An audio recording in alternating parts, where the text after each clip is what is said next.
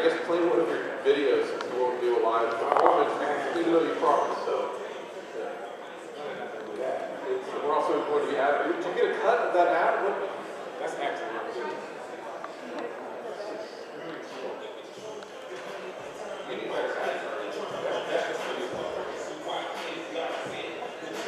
Oh, there's nothing to sell right now.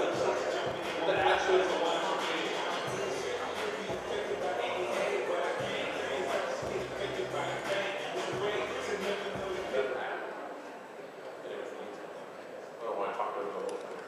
So you're a musician?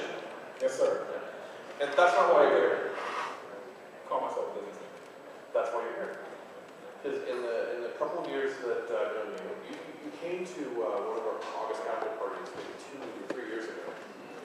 And that's when I started getting to know you. And you're sort of known, and I've got to know you as sort of this very savvy guy when it comes to running your own business.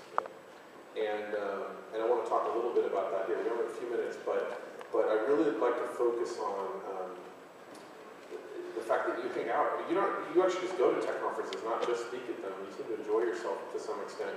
And it's kind of funny, you come with your entourage, and you kind of roll through with the chain. But you're very serious about this, and I'd like to talk a little bit about that. When did you first get started in the music business? Well, I started like rapping and putting out mixtapes and CDs like around 1998. I started doing it independently myself without any major label or a big corporation. And I was just a person that had a small kind of system that just ended up growing into something greater and greater. And along the way, I was just a studier of the game. And I used to just study so many people that were doing right and doing wrong, so I would know what to do and what not to do. And eventually I got myself to a point where the major labels and corporations were looking at me like, who's this guy making all this noise in Texas? And you did your Universal deal in, you said 02, 03? Years later than that. It was actually like 04. Okay, and by then you had hundreds of thousands of sort of certified fans, right? Yeah. Emails, and they were listening to you on, you said it was Shoutcast? That was a long time ago. They used to have something called Shoutcast. Yeah. It was like you would get online. This was before all the rappers or artists were all on the internet with blogs and stuff like that. I would have my website and I would get all my fans to congregate there, and I'd have a radio player playing songs, and my DJ would come to my studio and he would play, mix songs, and I'd be rapping, and then we'd turn on the screen and they would see us in the studio. This was before everybody was really doing it, and fans were just like amazed by that, because at that time it was really creative. It wasn't like this marketplace of all these people doing it. And Universal was kind of curious, like, how did you get this audience of people that get on your website? Before I ever came to them, I had a big list of email addresses, I had a lot of views and stuff like that, and it was because I realized that people didn't just care about me as an artist. I would take everything that they liked, from my region, and put that all on my website. Even though it's at Chamillionaire.com, the other popular rappers in my city or my region, I'd go to them, and I'd pull out my camera, like this guy named Slim Thug, who's real popular from Texas. He got the first set of spinning rims. I know y'all seen those spinning rims before, right? Yeah, they're played out now.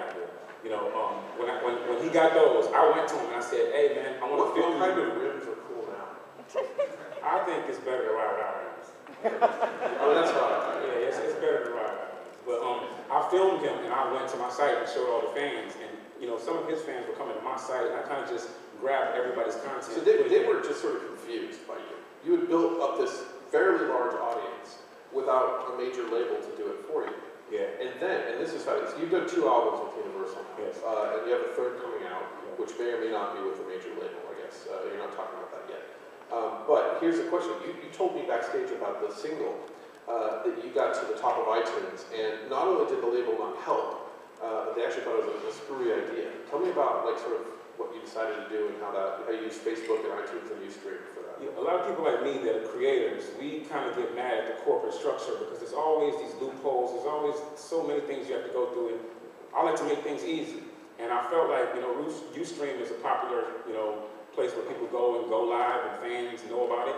I want to go where the consumers are at, where the people are at. I don't want to go to some company that they work with. They had a company that they worked with, and they didn't want me to do it with Ustream. I want anyways. And I built up this thing. Facebook was lucky enough they helped us put it on the front page, and we actually built up a big audience for a live stream. I got all the fans in there, and then I told them, look, this is the record that I have, I need everybody to support it. You weren't performing, you were No, talking. I wasn't performing. And you said, I need your help, I want you to go buy the song. Even better, I was telling stories, personal stories. I told him about the time I met Michael Jordan and he like dissed me. I told him about so much stuff, and fans were there because they're interested in the story.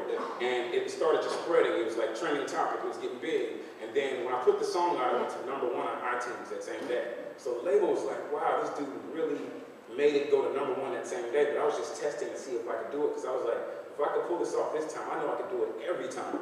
And that song went on to sell a lot. And it was just something I wanted to do.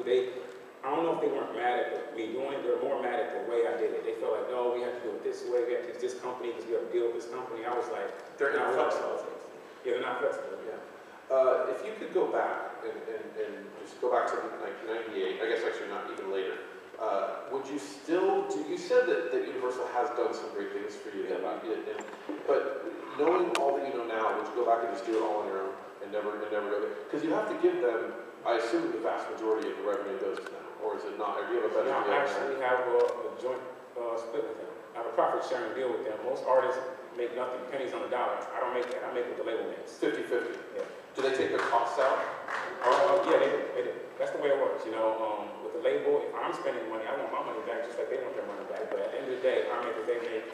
And that's not necessarily normal for an artist, but when I came into a major label, I had leverage. And to say that I would go back and change it, I can't say that. People always look back and say, oh, I should have done this, I should have done that. I have made millions and millions of dollars with Universal with the corporate structure.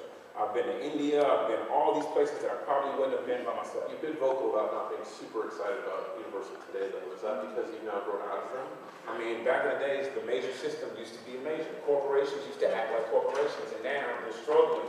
And for somebody like me, they just don't seem that major anymore, And now they want more. It's not just you change, they've changed. Definitely.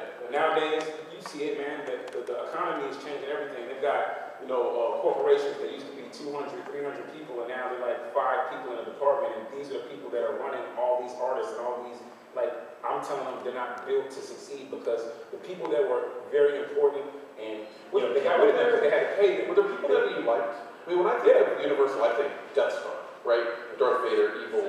But you told me about some people you've built relationships with that, they've gotten fired or they're just quit in frustration, and that must be tough to see them. Yeah, that's it. I think it's like that at every label. So now this big mega monster, there's all these corporations and people in here that have come to Universal and all these labels with brilliant ideas. Napster came in there and all these other people, and they shut it out. They're like, no, we're the big dog, we run this. And then all these people started taking over, and now they're begging them for a piece. And, they should have just been more aware of, what was about to happen. That's why I come to Tech Conference, so I can see what's next.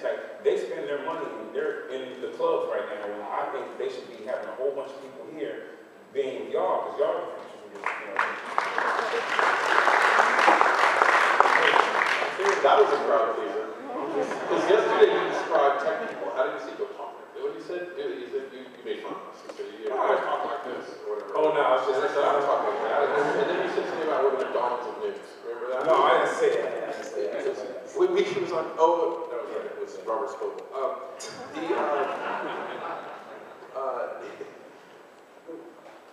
I'm trying to get you to say a certain thing, and you're just not really coming down to it. When you have a 50-50 deal with Universal, you said, they take out costs or whatever. Have you ever caught them, cost of word, have you ever suspected them of maybe going a little aggressive on the cost side of it to get more than their fair share? Yeah, I feel like, because the industry... Sorry, go ahead. Because the industry is doing so bad now, I think most contracts are designed for artists or anybody to fail, Like when somebody slides you a contract, 99% of the time it's in their favor, and it's your job to try to get it back in your favor. So I understand that. So every time the contract gets in money. Explain that a little bit. You said before, I think what you're saying is, and maybe not, but you said before that the labels actually want the artist to get very deep in debt so they can never really get out of it. It depends on the artist. Like if it's another artist and they're making way more money than they are off of him than me, then of course they can put out something and make money. And he's going to be in a debt from the first time he releases a record. They're going to spend all this stuff and they're going to be like, you owe me. But I recoup quicker because I make more money. So I think they would rather me be in debt and do all this stuff to get me in debt. So, my first album, my second album, they have to pay me for. And if I don't release anything... They haven't paid you? No, they have to pay me. They have to pay you. So if I don't release anything, I still get a check from those. So now, I think they would rather me spend all this money, unnecessary money, and say I owe $1 million so they don't have to pay me for those. Did you ever touch a cheat? Oh wow, you're gonna get, it's on Ustream right now too. No,